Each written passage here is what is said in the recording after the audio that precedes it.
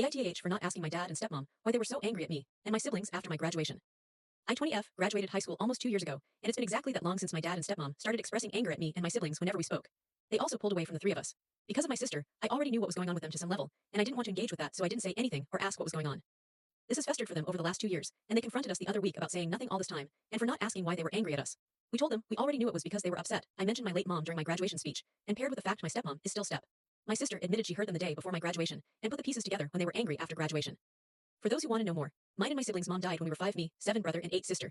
Our dad remarried fast, within months of our mom's death. We all got along with our stepmom, but none of us saw her as another mom. It seems my stepmom put most of the hope in me to one day start calling her mom, and consider her my mom because she raised me. There were times her or my dad would try to find out if we had grown there.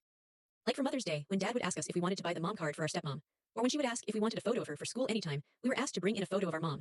But for the most part, they didn't push us, and I never felt more singled out than my siblings on it.